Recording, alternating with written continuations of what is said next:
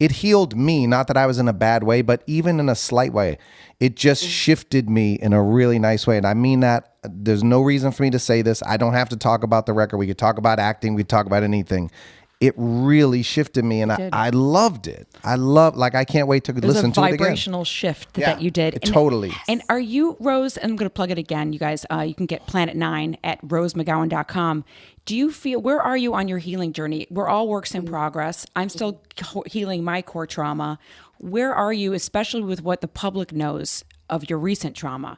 Are you almost there? Do you feel whole again? Or do you feel like, fuck, man, it's going to take 4 more lifetimes?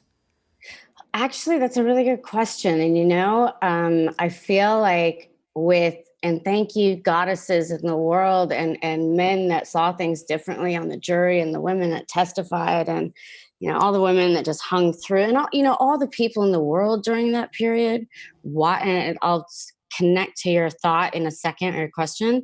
But I really feel like Planet 9 is my gift to the world of like, hey guys, we went through a really fucking hard, gross time where we had to see fuckface pig monster every day. And it triggered a lot of people. It got a lot of their wounds daily, relentlessly, right? And I had to do that. And I'm sorry, but I had to do that because we had to look at the collective wound that we're all walking around with. And Tarana Burke, bless her, created a language tool. Did this happen to you? Me Too. That's what Me Too is. It got kind of thrown on me because I was on a book tour. I went on book tour right when the hashtag kicked off. And I was like, no, actually, my thing is always about a cultural reset. That's my term. And I've been saying that because it was kind of more like blowing TNT, like into the ground and everything explodes. It wasn't a movement. The media, which is like 6 all male run companies that pretty much run the world, they were terrified of someone like me or people rising up against them. And I just wanted to show collectively, this is going to be fucking hard, but stay with me. And I'm going to annoy you and you're going to want me to shut up, but I'm not, because this is for good. And take your fucking medicine, you dumb motherfucker. Get smarter now. We don't have fucking time. Women are dying every fucking day. Trans women are dying every day. Men are dying because they get stuck in some macho fucking trap. Fuck it. We don't have time. And that's why I go so hard. But I thought I will make this album because this is the album I made. I wrote it at the same time as my book. I recorded it at the same time I wrote my book.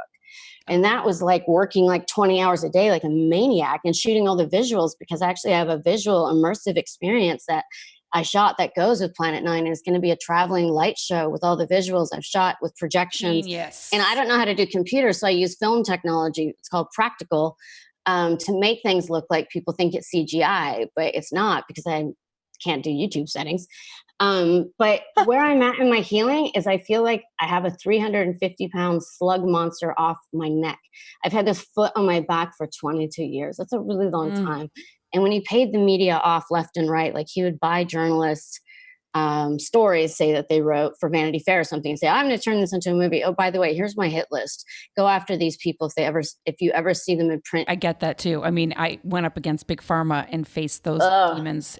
And that's why I respect your balls, because it does take balls. It takes real balls to stand up against, the giants. And when people are talking about you, even if you're holding a phone, you're not touching the app, but you can vibration, like when you're going viral or something, and it's like, and I like the day after the news, the New York Times story broke about Weinstein, I was in Kona, Hawaii. I was like, I need earth energy. Like, it's my healing spot there, all these lava rocks, and it's just so beautiful. But I went into the ocean and just let my phone go, because it was like, even without even going in the apps of what people were thinking, you can just sense it. It's like this weird electricity field. And it's just too much. You're like, I can't have your global thoughts in my head. It's not my business. Like, I have to keep safe from you, good or bad in a way. And then, things filter through, the bad things still, hit you. But it's also like they if you fuck with power, they fuck back. They do. And guess who's still standing here? Yeah. You.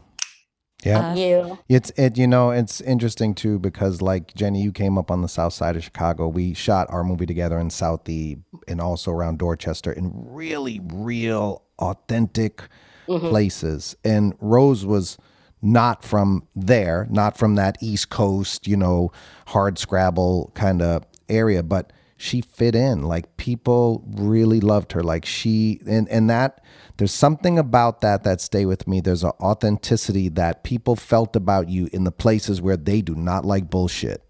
And they really gravitated towards you.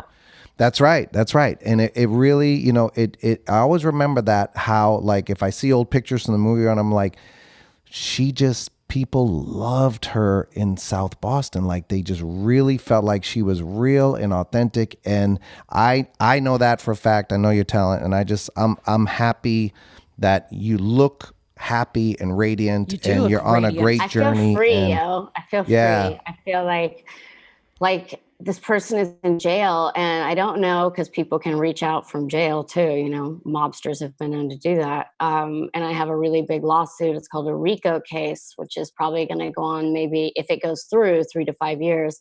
And that's with the RICO is the Racketeering Act, and that's what brought Al Capone, the mafia down. Criminal conspiracy. Because there was $1 million bounty on my book, Brave, when I was writing it. So when the news broke, I was on my last legs already. I was exhausted. I've been working like 20 hours around the clock to get both the album and the book done. I had to write my way out of Hollywood because I consider it a cult-like structure of thought. And I had to write my way, like I had to puncture my way through the atmosphere. And while I was going, I was going to drag Fat Man to hell. So that's what I did. You're fucking awesome.